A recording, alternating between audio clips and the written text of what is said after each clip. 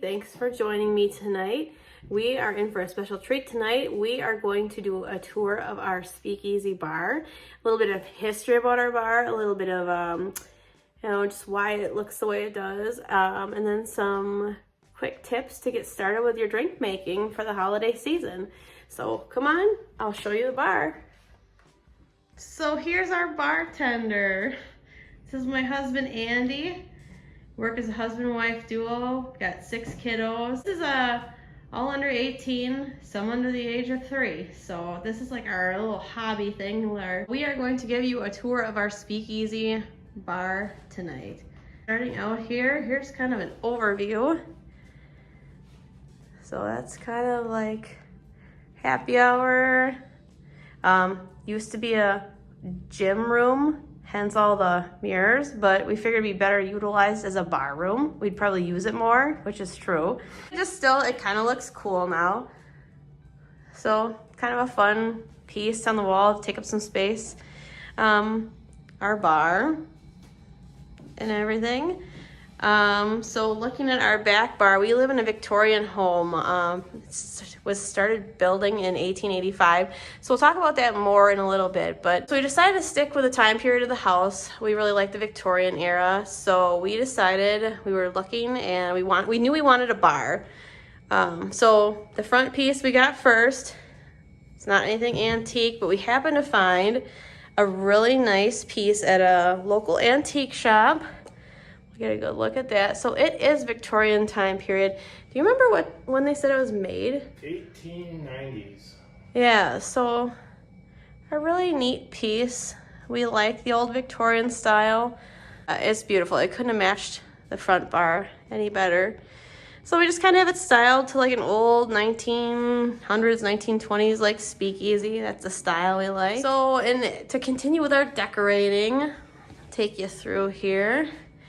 We'll look behind the bar in just a second, but to continue on, we've got the absinthe poster, the old time.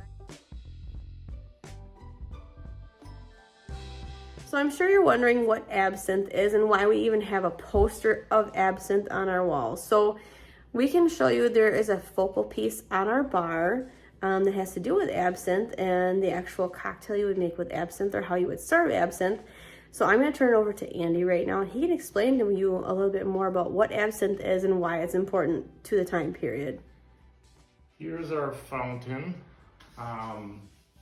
During the 1800s, especially I think the later 1800s, it started gaining popularity. It was banned in the U.S. I think in 1915.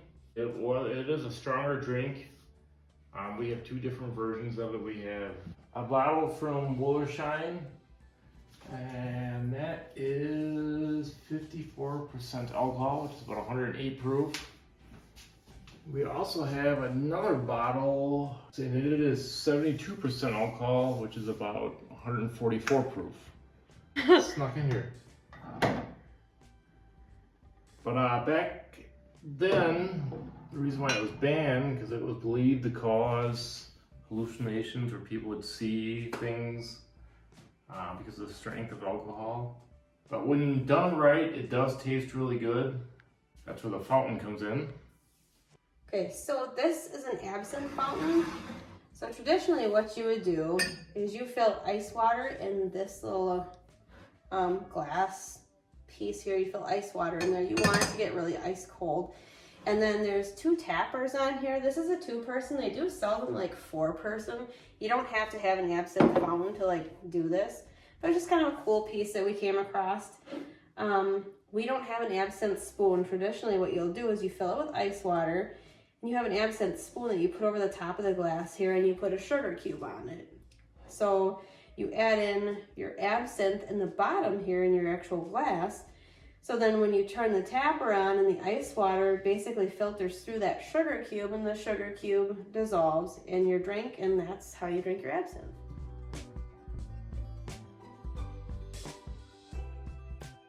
What we're looking at the wall right now is a picture of the family that originally owned the home that we live in. It was built in 1885, the parents built it as a wedding present.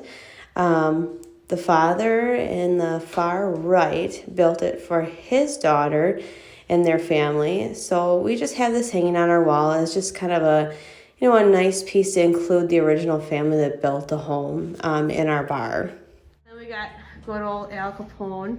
Yes. What would alcohol be without Al Capone? One of my favorite gangsters. So this is my choice here in the end. Love history. It's a good choice. Good choice for this time period. Gotta have him grace our bar too. So next, I'll take you behind the scenes here, behind the bar. Oh, wait, one thing. For all you enthusiasts of Ghostbusters. I forgot that. On the floor, can't forget There you this. go. Ecto 1 in a remote control form. My personal Perfect. favorite toy. So that sits in the bar here too. Okay, so to take you behind the bar, so Andy does a lot of the drinks. I drink the drinks, he makes the drinks. He drinks them too, but that's not my specialty. So I like to sit and drink the drinks. So this is his kind of area here. So we'll let him talk a little bit about, you don't need to have like, okay, this looks overwhelming. Like we have got a serious amount of stash here, as you can see, overflow onto the floor, the cart, and then behind him as well. I mean, this is like, how many years of collecting? 5 years. So you are not going to have this overnight. So don't get overwhelmed. We are going to show you how to have the basics of what you need. We had, well, over the past 5 years, we've had 2 children together. Mila, who's 3, and Miles, who is 1. But during that time period, I didn't drink anything either. So each time we went grocery shopping, we'd pick up 1 or 2 bottles, and we kind of built our stash up that way. Oh, don't forget the wine. That's the Yes. wine shelf. That's not used as often. The TV for football. I'm a Bears fan, so I like watching those games. Do you want to talk a little bit about, like, maybe talk about some things that we're going to show you some holiday drinks. Of course, this was our goal to kickstart the holiday season. You got Christmas Eve, you know, New Year's.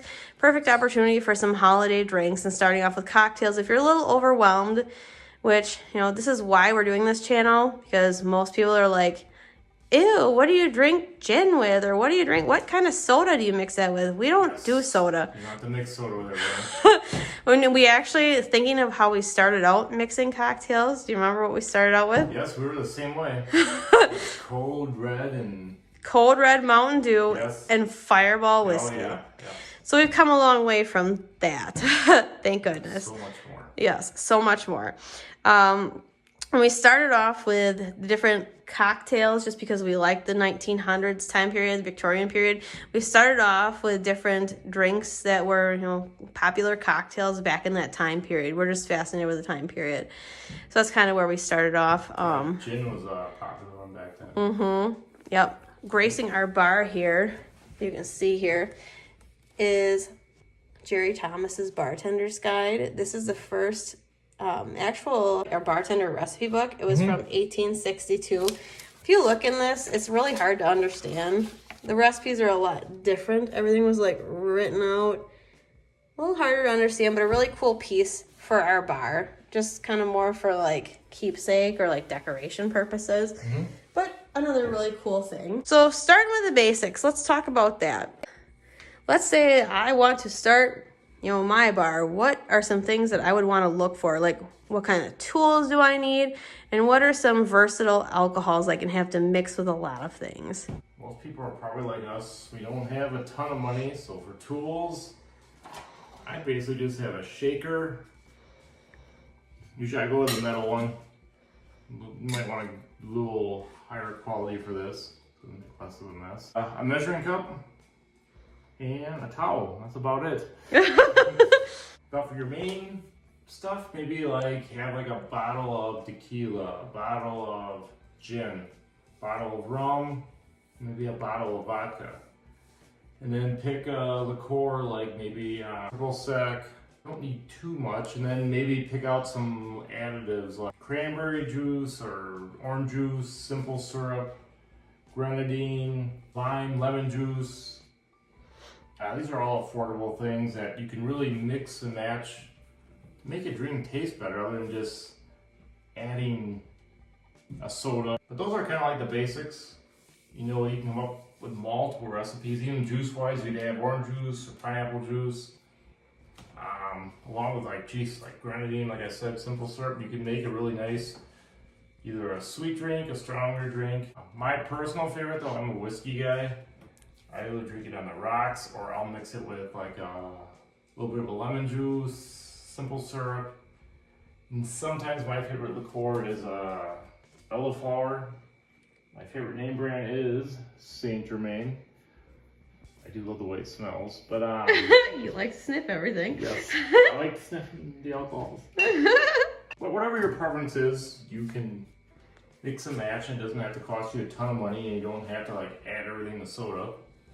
It's a good point, because I think a lot of things, I think people think like, what do I mix with it? Like gin, most people think like, oh, yuck, like tasting it by itself. But when you mix it with stuff, it's really awesome. No, like a gin, you can't even remember the name of the drink, but if you take like some gin, mix it with an Aperol, which is like an Italian liqueur type deal, with a little bit of simple syrup. Yeah, was it lime juice, am I thinking? I think maybe so.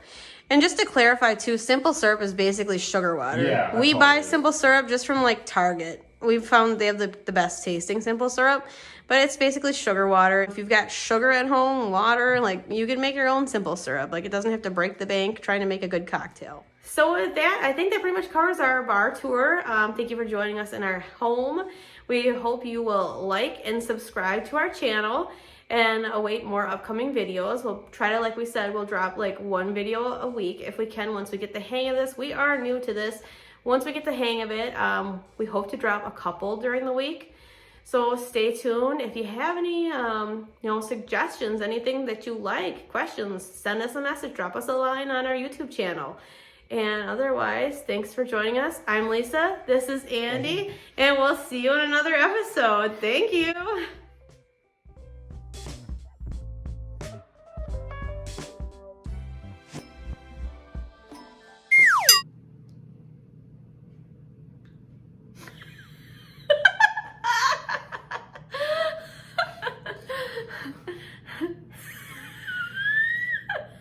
Ouch. Oh, oh. Ah, ladies, what would you like? Ouch. Now it did. Is this off? Is the light on? Yeah, it's off. Is it? It's off. Oh, it's not on. I said it's off. Okay. Stop that.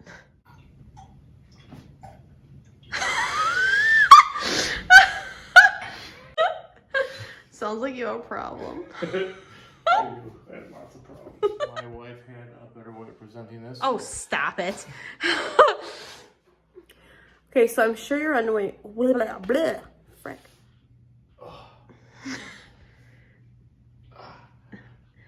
So, like, what do you do your working out for every day then? Doesn't seem to be working. Do it more for my mental health. Yes. Yeah, make sure you do that so you can make people's drinks. That's delicious. Now for your next drink.